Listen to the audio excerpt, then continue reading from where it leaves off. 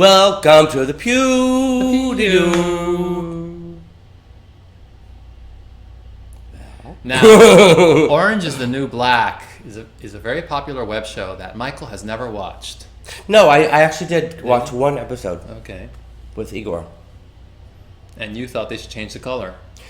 It's not that I think they should change the color, but I mean, colors change. They go with the trends. I mean, orange is the new black. So here's a prediction. Orange this is no prediction. Orange, this is no prediction. This is already happening. It's happening with that very small group of tastemakers that makes all the decisions for everybody. And orange has been the new black for quite some time now, and they've decided that magenta is the new orange, which makes magenta the new black. There you go. And so you heard it here first. You heard it here, and next month when everybody's wearing magenta, you will say that I saw it on Pew, and me as a local Pewer, you feel smart? I have the insider's scoop on this. So, Michael's looking for a job. Yeah, and it's not easy finding the right fit. It isn't because because he's lazy. He never shows up on time. Right. All those things. Irresponsible. Yeah. You can't really give him deadlines. Right. So it's a hard fit. It's hard to find. So what I really need to do, and there out of, I don't know, how many billion people are on the planet? 9 billion people? I have so far only met 2 that were rich and could afford to hire somebody who is in charge of lots of projects that don't really make any money, but are fabulous and get a lot of attention. And there is some kind of value in getting a lot of attention. But it's hard to find somebody who can afford that kind of value. So what I need to do is I need to find somebody who is extremely rich and who can hire somebody to be the COETDMM, which is chief of everything that doesn't make money. That would be Michael's new title. That person is out there. It perfectly described you when you worked at Limelight. And Tunnel and Palladium and Disco and everything. But I think I found that person. I had lunch with him last week, and I think it's a done deal. We'll see. Yes, it has to be a very wealthy person who's willing to spend their money on foolish and frivolous projects. This person is wealthier than Peter Gason, Rudolph, and everybody combined. Because, when you're really rich, what does it matter if you frivolously or foolishly spend your money? There's always more. Well, and plus, it's entertainment for them. They have fun doing it. Right, because the richer you are, the more bored you are. Yeah, that's true. I mean, that's been my experience. It's been my experience, with wealthy people, that the richer they are, it's fun getting there. It's fun getting rich and having something to aspire to, and I want to get that apartment, and I want to get it. But then once you get it, you're like, oh. Is that all there is? Yeah. We'll be right back. And now a word from our sponsor.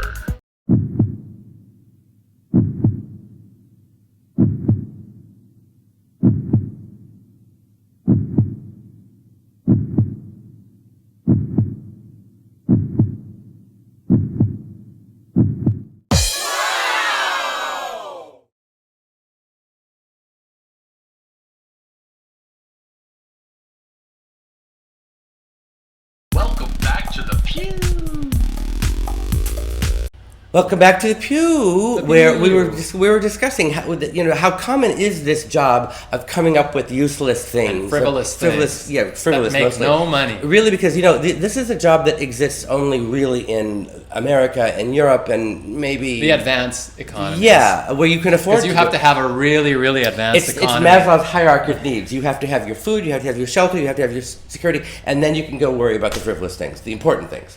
So, like the person who invented the pet rock and the Rubik's Cube. Right. Yeah. I mean, nobody really needed the pet rock or Rubik's Cube. They didn't. No, nobody needed it. Believe it or not, nobody needed it. Well, and it's our job to tell them what they need. So because our economy was so advanced and is the greatest one in the world, we can come up with stuff like that.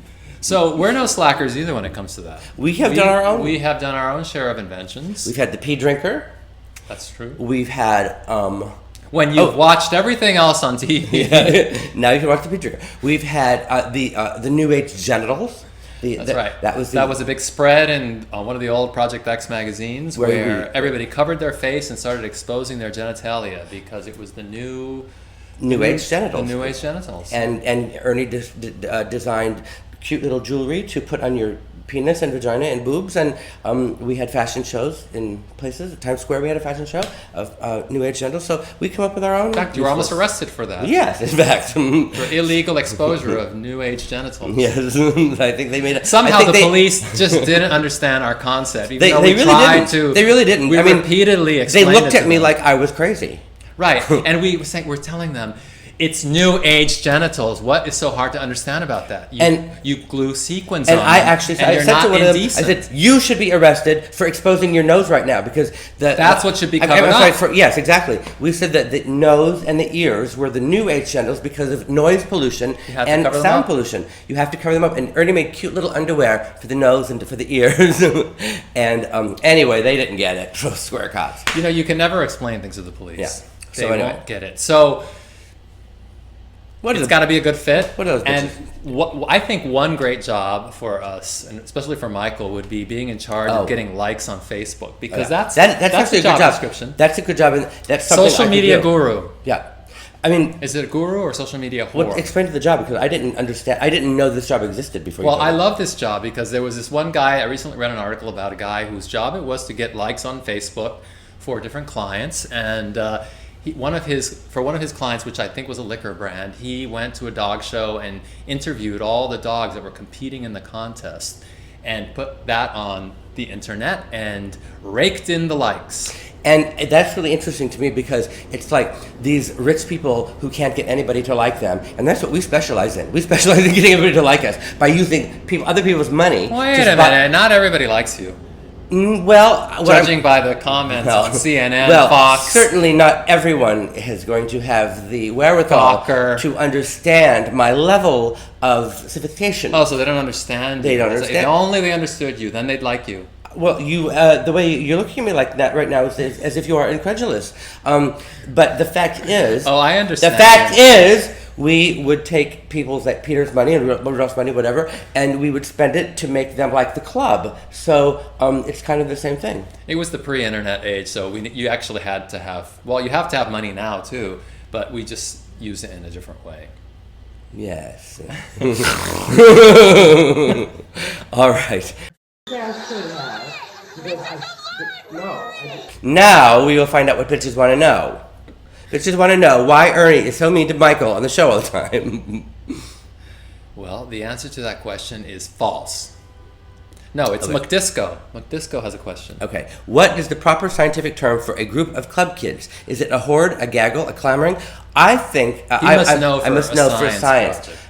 It's not. How about a plague? I think it's a gaggle of clamoring club kids. I think that's what it is. I mean, it's the only logical answer there.